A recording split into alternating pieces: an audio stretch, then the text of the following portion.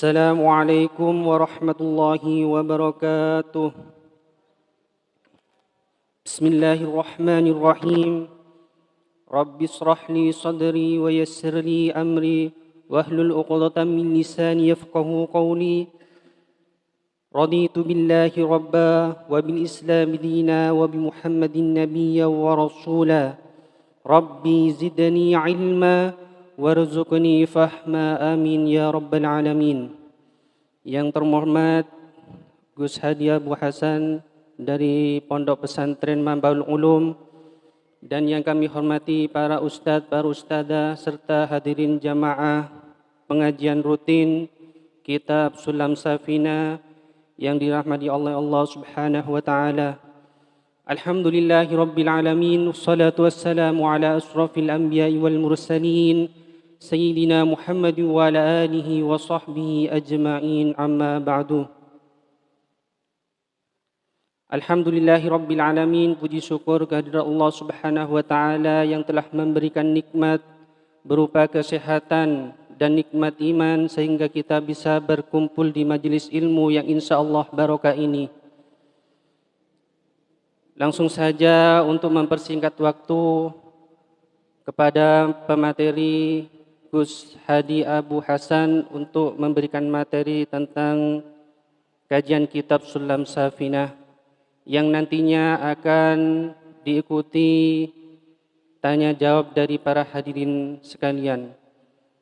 Kepada beliau dipersilahkan.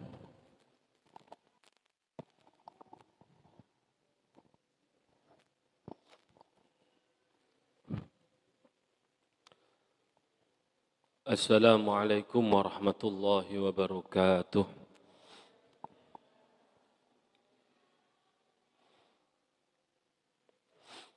Alhamdulillah wa syukurillah wa ala ni'matillah. La hawla wa la quwwata illa billah. Rabbi syrah li sadri wa yassir li amri wahlul 'uqdatam min lisani yafqahu qawli, amma ba'du. Sebelumnya mari kita tawassul kepada pengarang kitab Safinatun Najah, Syekh Salim bin Sumer Al-Hadrami.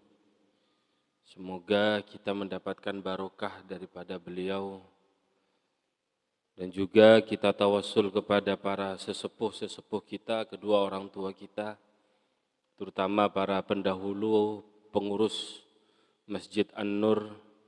Semoga semuanya diberikan tempat yang paling terbaik menurut Allah Subhanahu wa taala, dan juga Fatihah kepada diri kita dan keluarga kita.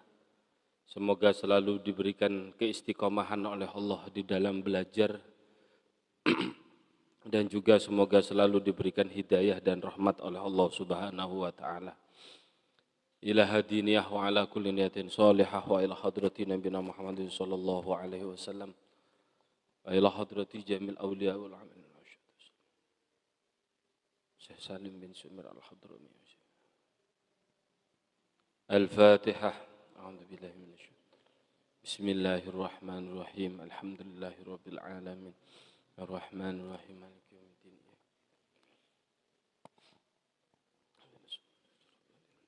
Bismillahirrahmanirrahim. Faslun nawaqidul wudu'i. Fasal yang menjelaskan tentang apa saja yang membatalkan terhadap wudu. Di dalam kitab Safinah ini dikatakan nawaqidul wudu'i arba'atu asya'. Hal-hal yang merusak terhadap wudu itu ada 4 macam.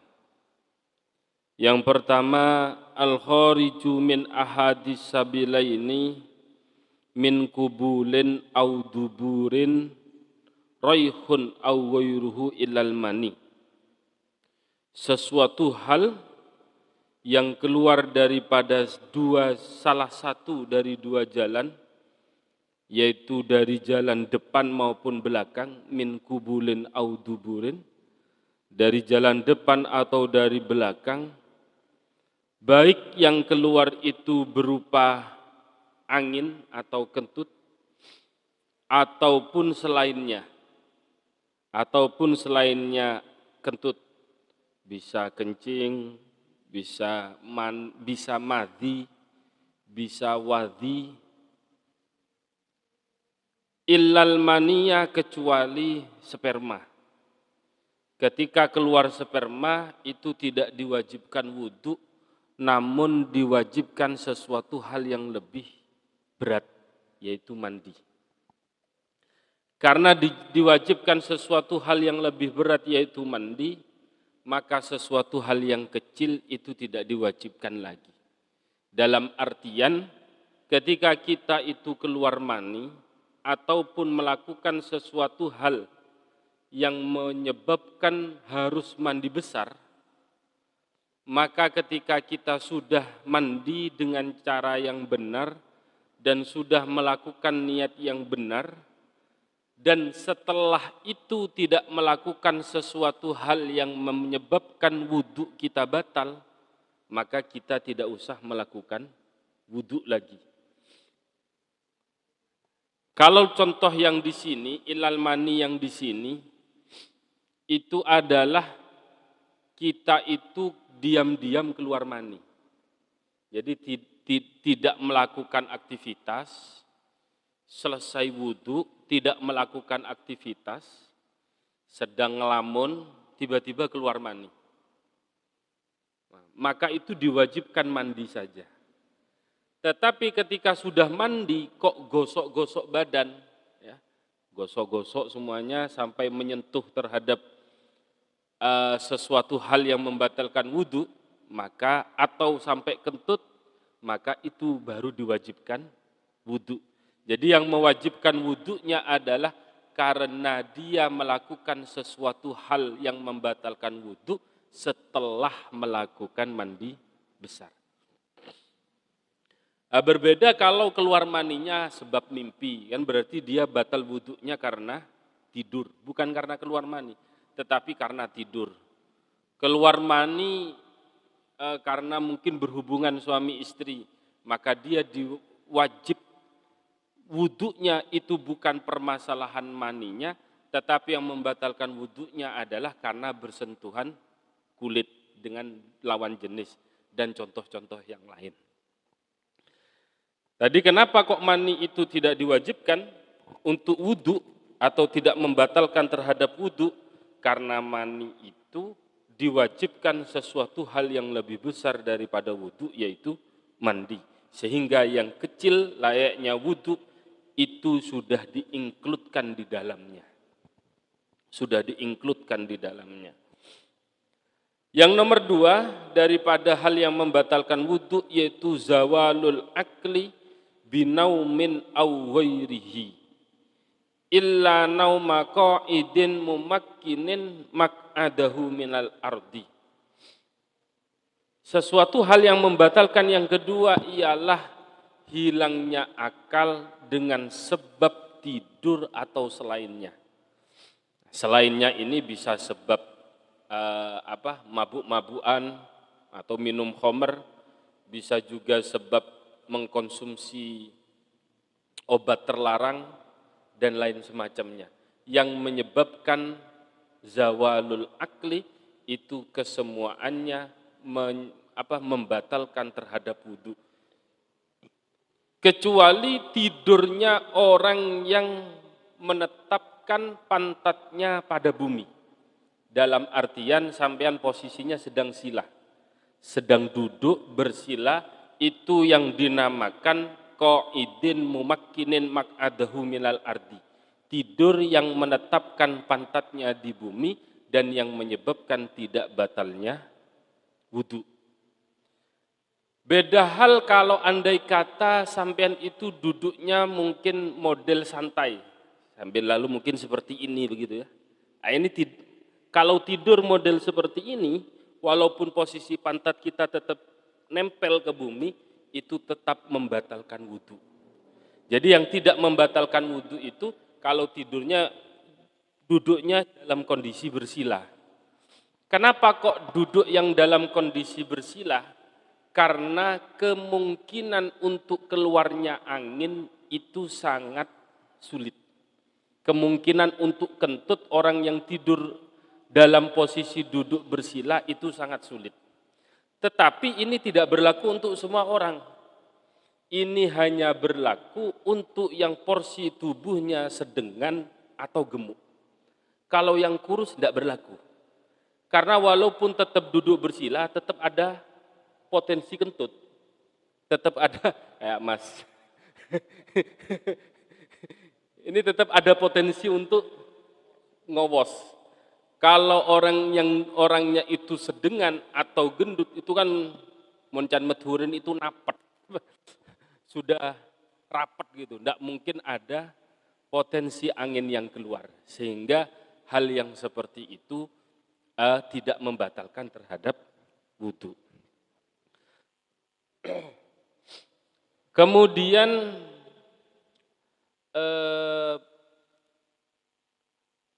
pada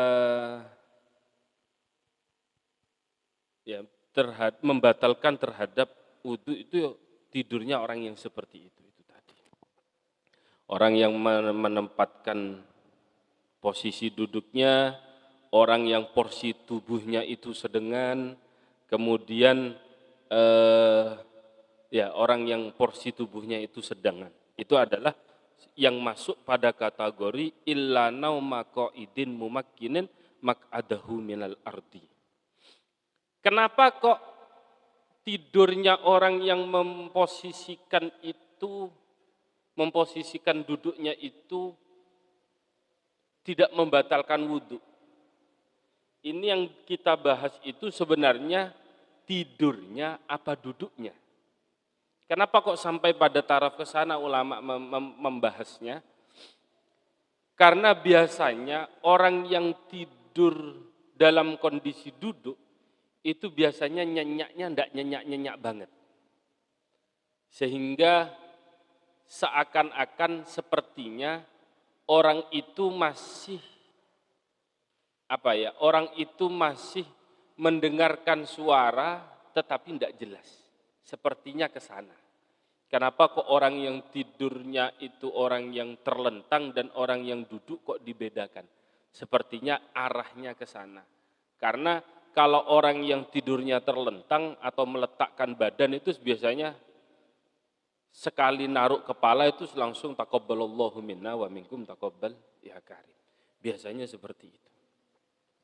Kemudian yang nomor 3 daripada sesuatu hal yang membatalkan wudhu adalah iltiqa'u basyaratai rajulin wamra'atin kabiraini ajnabiyaini min ghairi hailin.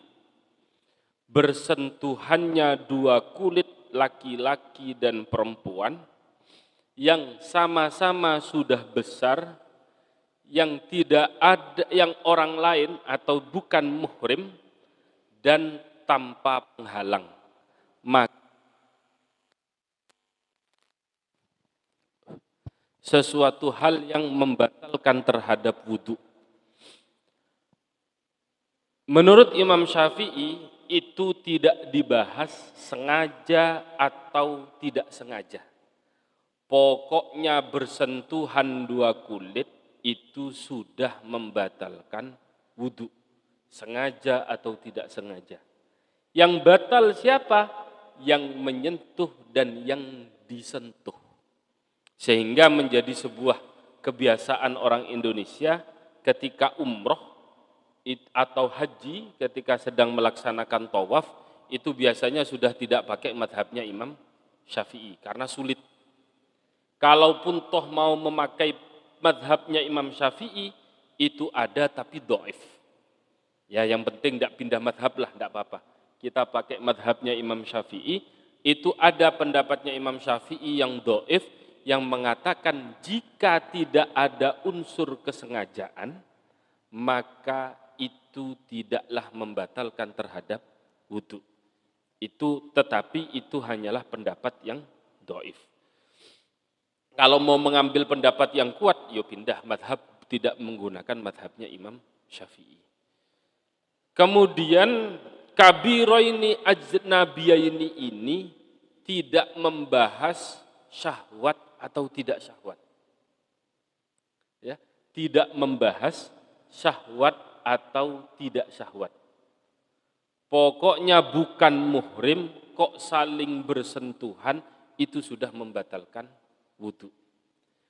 Dibahas nanti oleh salah satu 4 madhab, kalau tidak salah madhabnya Imam Malik. Dibahas nanti kalau bersalaman atau bersentuhan dengan perempuan yang sudah mencapai masa menopause. Ajuz. Orang yang sudah mencapai masa menopause itu biasanya letak kita mau syahwat kepadanya itu kayaknya tidak mungkin. Bagi orang yang waras itu kayaknya tidak mungkin. Orang mau syahwat sama perempuan yang sudah masuk masa menopause, mungkin umur 60 tahun ke atas. Kok kayaknya tidak mungkin kala itu. Tapi kalau ngelihat sekarang, kok kayaknya itu orang yang 60 tahun, 70 tahun itu akibat perawatan dan olahraga, kok kayaknya masih seger. Dibanding dengan mungkin perempuan yang di bawah umur itu tapi tidak pernah merawat diri, tidak pernah olahraga, kok kayaknya masih segeran yang umur 60 tahun. Nah, itu perlu mungkin kita akan kaji ulang lagi bagaimana yang seperti itu. Kemudian untuk yang masalah muhrim itu, ulama itu menjelaskan ada 18 macam golongan orang-orang yang muhrim. Yaitu yang pertama adalah ibu kita, kemudian anak cewek kita, kemudian saudara perempuan kita, adik atau kakak, kemudian bibi kita dari jalur ayah maupun dari jalur ibu, amah maupun kholah, kemudian anak perempuannya saudara, ponaan ya, bukan sepupu ya, ponaan, baik saudara laki-laki maupun saudara perempuan, nah, itu yang berkaitan langsung dengan kita. Berarti itu baru ibu, anak perempuan, saudara laki-laki, saudara perempuan, kemudian bibi dari bapak, bibi dari ibu, ponaan dari kakak, ponaan dari kakak perempuan, ada 7. Ditambah 7 sebab rodok. Rodok misalnya ada anak kecil yang masih berumur 2 tahun, itu disusukan kepada orang lain. Biasanya ada, saya tuh punya adik rodok. Maka saudara dari adik rodok saya itu, 7 orang tadi itu juga termasuk muhrim saya. Adiknya adik rodok saya, kakaknya adik rodok saya, ibunya adik rodok saya, dan semua 7 orang tadi itu juga termasuk sesuatu hal yang muhrim bagi saya, yaitu tidak boleh dinikahi dan ketika bersentuhan tidak menyebabkan batalnya wudhu. Itu berarti 14 kan ya? 14, 7 tambah 7, 14, ditambah muhrim sebab morotuo atau mertua. Seperti halnya ibu daripada istri, ya, kemudian anak daripada istri, anak tiri, kemudian ya bintu zaujah, ya, anak sendiri, kemudian istrinya bapak, kemudian istrinya anak. Itu adalah sesuatu hal yang tidak membatalkan wudhu pada kita. Sampean punya anak cowok, punya istri, istrinya atau menantu kita, itu kan berhubungan saudara dengan kita karena sebab mertua. Maka itu tidak membatalkan terhadap wudhu.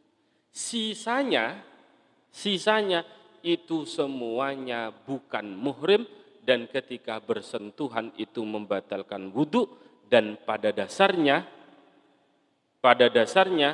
bersentuhan itu juga tidak diperbolehkan. Tapi kan biasanya, wah nanti kalau nggak salaman sama sepupu saya waktu hari raya nanti dikira sombong.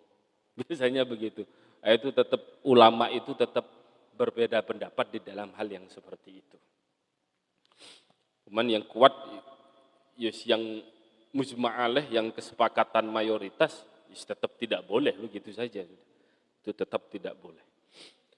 Yang nomor 4 daripada sesuatu hal yang membatalkan wudhu adalah masu kubulil adami aw halqati duburihi bibatni rohati au butunil asobi'i, menyentuh kubulnya anak Adam, au halqati duburihi, atau lingkaran pantatnya anak Adam, ya, menyentuhnya tadi itu dengan telapak tangan itu yang ini namanya telapak tangan, yang ini namanya bibatnir rohah, itu yang ini, au butunil asobi'i, atau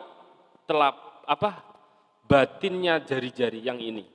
Jadi kalau menyentuhnya dengan ini semua, itu menyebabkan batalnya wudu. Kalau nyentuhnya pakai yang luar, digosok-gosok begini, ya tidak.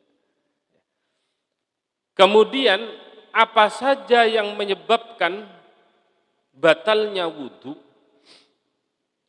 itu bagaimana ketika kasusnya itu sudah terpotong, misal ya, akibat kecelakaan,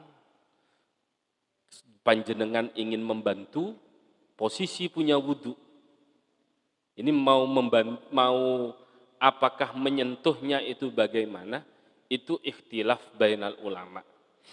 Ada yang mengatakan selama itu bisa kita ketahui kalau itu adalah potongan salah satu daripada anggota tubuh yang di atas badan ini, ya, yang di atas badan ini, maka ada yang mengatakan itu membatalkan terhadap wudu. Ya, kalau kepotong, kalau yang terpental jari-jarinya kan kelihatan betul. Tapi kalau yang terpental itu potongan kulit, itu kan tidak ketahuan ini kulit yang mana. Pokoknya cuma kulit gitu saja. Itu yang ketika tidak diketahui penamaannya, itu ada yang mengatakan tidak membatalkan terhadap wudu. Kemudian ketika sesuatu hal yang terputus daripada yang arah bawah, itu ketika terputus itu tidak membatalkan terhadap wudu, kayak mungkin kulit habis sunat gitu ya. Casingnya itu habis disunat, biasanya kan itu kan dikasihkan lagi kepada kita. Ada yang disimpan di botol buat kenang-kenangan atau apa katanya. Ya, itu menyentuhnya itu ada yang mengatakan menyentuhnya itu tidaklah membatalkan terhadap wudu. Ketika masih tersambung, maka membatalkan terhadap wudu. Untuk kubul, untuk arah depannya, kemaluan yang depan bagi laki-laki maupun yang perempuan, itu batasannya kalau laki-laki itu ya semuanya. Tidak memasukkan rambutnya dan juga tidak memasukkan testisnya. Itu tidak membatalkan terhadap wudu. Di getel nang lor-telor, nah geruh itu aman. Tapi kalau bukan di testisnya, itu membatalkan terhadap wudu. Kalau pada perempuan, itu adalah kulit yang menyatu di antara dua bibir. Itu yang membatalkan terhadap wudu. Bagian dalamnya bagaimana? Ada sebuah keterangan ulama, itu tidak membatalkan wudu, tapi kan kadang kalau sudah ditarik, itu kan kadang tetap nyerempet kepada bagian yang di luar. Maka itu juga menjadi membatalkan terhadap wudu. Sama seperti halnya begini, kita memasukkan gagang sapu begitu ya, amit dimasukkan ke dubur. Ketika dimasukkan itu tidak membatalkan wudu. Tetapi ketika ditarik, walaupun tidak ikut apa-apa, maksudnya amit kotorannya tidak ikut, tetapi itu adalah sesuatu hal yang keluar daripada dua jalan kita, maka dengan keluarnya gagang sapu itu tadi menyebabkan wudu kita itu batal. Begitu ya. Kalau masuknya enggak. Tapi kalau ditarik itu sudah keluar daripada salah satu dua jalan kita, maka itu menyebabkan wudunya kita itu menjadi batal. Mungkin ini saja yang bisa saya sampaikan. Kemudian terakhir hanya penambahan, bagaimana kalau kita itu lupa kita itu punya wudu atau tidak, tetapi ada sebuah orang yang ngasih kabar ke kita kalau kita itu wudunya sudah batal. Kita merasa kalau wudhu kita tidak batal. Tetapi kata teman kita, wudhu kita itu batal. Karena mungkin habis nongkrong, ingat kalau kita itu habis kentut atau selainnya. Maka ulama ada yang memberikan pendapat tentang permasalahan tersebut adalah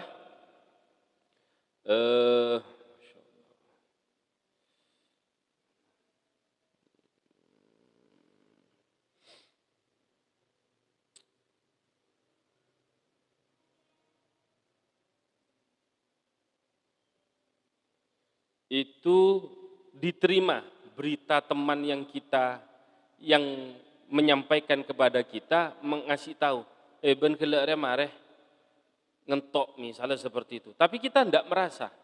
Maka berita yang diberikan oleh orang tadi itu secara langsung menjadi sebab wudhu kita itu batal. Berarti karena ada sebuah informasi. Ada ulama lagi yang tidak serta-merta diterima. Diterima asal orang yang menyampaikan tadi itu terbiasa orang yang memiliki sifat terpercaya. Memang tidak pernah bercanda tentang masalah hal yang seperti itu. Jadi setiap kali dia itu mengatakan berarti itu adalah sesuatu hal berita yang paling benar. Maka itu juga menyebabkan wudhu kita itu batal. Ya, mungkin itu saja yang bisa saya sampaikan daripada penjelasan nawaqidul wudhu. Kurang lebihnya mohon maaf. Monggo dari para hadirin ada yang mau untuk tentang permasalahan itu, masalah Nahdien sama organisasi itu saya pernah, tapi saya lupa jawabannya bagaimana. Cuman yang pasti tentang masalah iltiqa'u basyaratai rajulin wa mra'atin, itu pendapatnya Syafi'iyah itu tidak mempermasalahkan, seperti yang tadi saya katakan, tidak mempermasalahkan antara sengaja atau tidak disengaja. Sehingga persentuhannya orang yang berbeda madhab itu tadi, seingat saya itu ada yang mengembalikan kepada keyakinannya, ada lagi yang dicukupkan mengambil salah satu dari pendapatnya. Tetapi yang paling enak kita itu mengambil salah satu yang terkuat daripada keduanya, yang memang mayoritas dipakai di Indonesia itu ya madhabnya madhab Syafi'iyah. Jadi ya monggo saja pada dasarnya yang misalnya yang suami itu berkeyakinan ini batal, ya wis batal. Yang istri berkeyakinan ini tidak batal, ya tidak batal.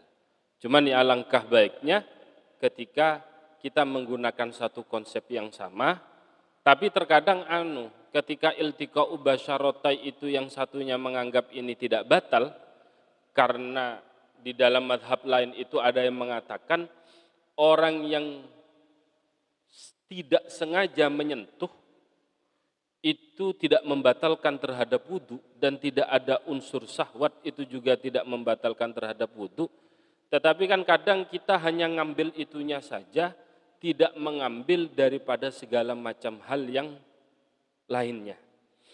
Contoh, imam itu yang seperti itu, Imam Hanafi apa ya? Itu permasalahan menyentuhnya itu memang tidak membatalkan. Ketika menyentuh tidak didasari sengaja dan tidak ada unsur syahwat. Tetapi mubtilatil wudhu di dalam madhab tersebut itu apapun yang keluar daripada organ dalam kita itu semuanya nawaqidul wudhu. Contoh kayak orang dereben. Itu dianggap nawaqidul wudhu. Gelegean itu dianggap nawaqidul wudhu. Tapi kan kita cuman tahunya, kita cuman ngambilnya itu ya wis, pokoknya kalau tidak kalau tidak sengaja dan tidak syahwat, itu tidak membatalkan terhadap wudhu. Padahal itu juga termasuk, kalau Imam Syafi'i kan enggak, gelegean itu enggak termasuk sesuatu hal yang membatalkan terhadap wudhu. Yang membatalkan itu ya cuman khuruj min ahadis sabilen. Jadi menurut saya yang paling enak itu diambil sebuah jalur penengah atau disepakatilah daripada kedua belah pihak itu. Untuk yang lebih bijaknya itu, yang pernah itu kok ditanyakan kepada Gus Bahak itu, dan itu Gus Bahak memberikan jawaban seperti apa itu saya lupa. Kalau seingat saya, ya monggo saja kamu mau pakai yang mana, toh yang mengalami kamu saja, begitu. Seingat saya seperti itu. Jadi kalau menurut yang cowok itu batal, ya wis batal, menurut yang cewek itu tidak batal, ya tidak batal. Cuman yang menjadi catatan, sebisa mungkin kita itu ketika berpindah-pindah mazhab itu tidak ngambil yang gampang-gampang tok. Jadi sepaketnya itu diambil gitu loh. Jangan cuma nawakidul wudunya tok yang diambil, tetapi cara wudunya tidak diambil. Maliki itu Syafi'i itu kan cara wudunya mashu ba'dir ra'si, mengusap sebagian kepala.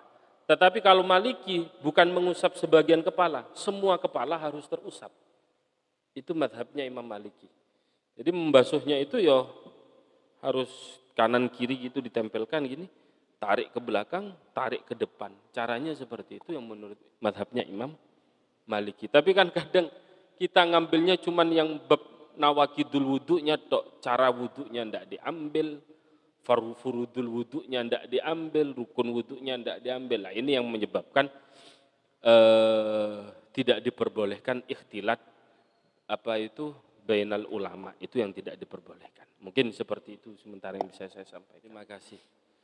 Untuk permasalahan itu kita bedakan di dalam kitab ini kan memang sudah dibedakan. Yang nomor 3 itu bersentuhan kulit dua orang, rojulin laki-laki dan perempuan. Kemudian yang nomor 2 itu masu kubulil adam. Untuk yang khusus dalam telapak tangan itu yang menyentuh kemaluan.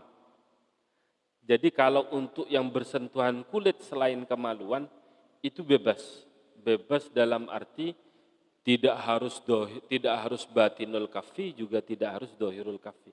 Tidak harus dalam telapak tangan dan juga tidak harus luar telapak tangan. Jadi serempetan begini saja, kalau Imam Syafi'i itu sengaja atau tidak sengaja itu sudah membatalkan terhadap wudhu. Kemudian faidah daripada menjaga wudhu itu banyak.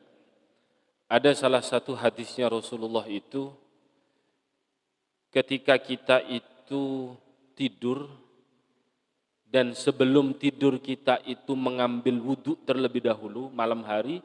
Jadi sebelum kita mau tidur istirahat itu kita mengambil wudhu. Kemudian terus kita tidur sampai bangun subuh. Pahalanya itu kita tercatat sebagai orang yang melakukan ibadah selama semalaman suntuk. Ada lagi yang memberikan sebuah penjelasan dari para ulama.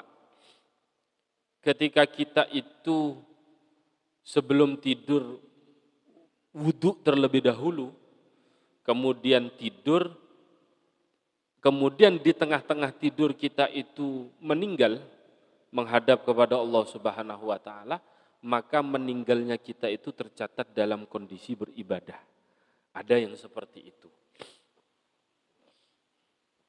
Kemudian ada lain di sisi hal tentang permasalahan wudhu itu, pertama kenapa kok harus betul-betul kita jaga batal wudhu, atau disuruh untuk memperpanjang basuhan wudhu.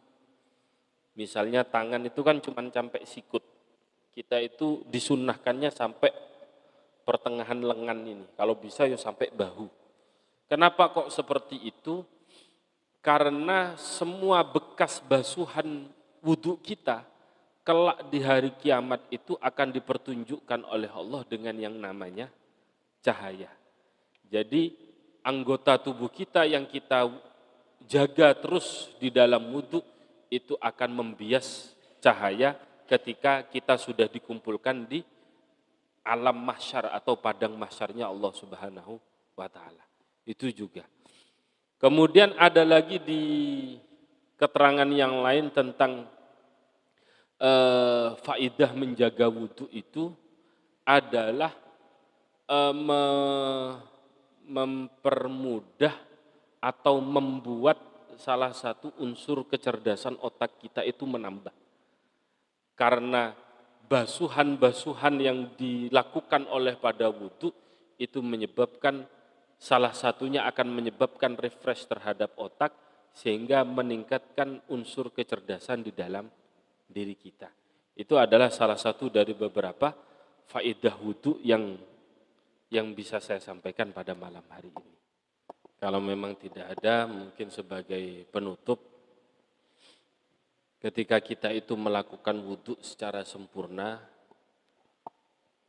maka dengan beriringan menetesnya air wudhu kita itu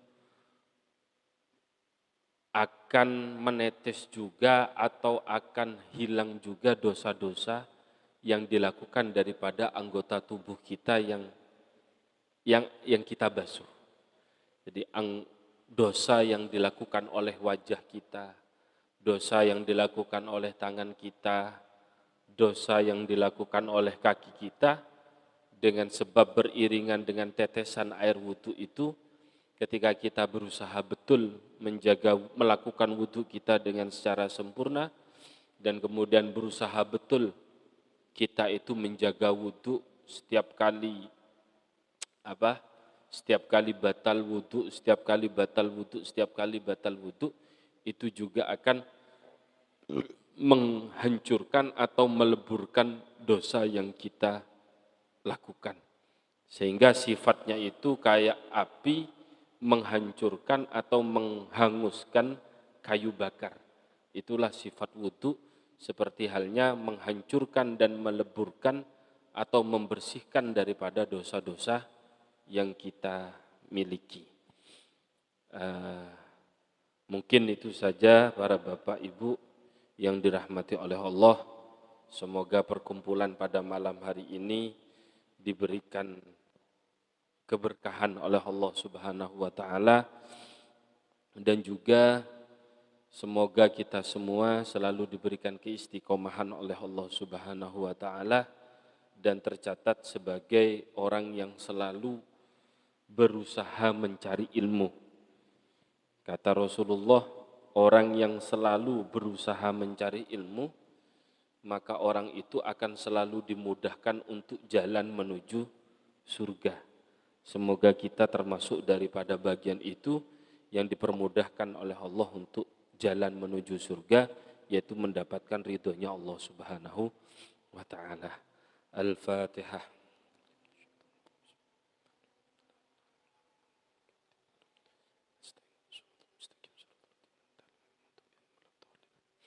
Kurang lebihnya mohon maaf. Assalamualaikum warahmatullahi wabarakatuh.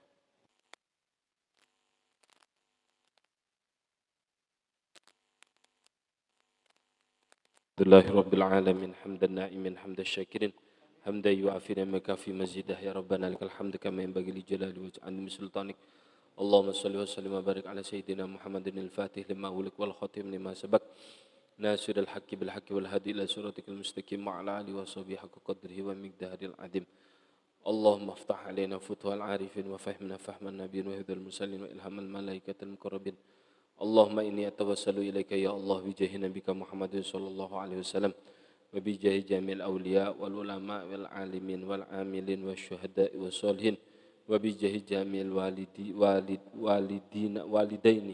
wa bijahi jami abaina wa ummahatina wa bijahi jamil masyayikhina an taftaha lana bikulli khair wa an tu'amilana mu'amalatika lil khair wa an tatafaddala alaina bikulli khair wa an taj'alana min ahli al khair وأن تحفظنا في أدياننا وأنفسنا وأهلنا وأولادنا وذرياتنا وجميع من انتسب إلينا من كل محنة وفتنة وبؤس وضير إنك ولي كل خير ومتفضل لكل خير ومؤت لكل خير يا أرحم الراحمين. ربنا ظلمنا أنفسنا وإن لم تغفر لنا وترحمنا لنكونن من الخاسرين.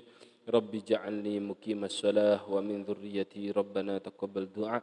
ربنا آتنا في الدنيا حسنة وفي الآخرة حسنة وقنا عذاب النار. صلى الله على سيدنا محمد وعلى آله وصحبه وسلم. سبحان ربك رب العزة عما يصفون وسلام على المرسلين والحمد لله رب العالمين. بسر الفاتحة.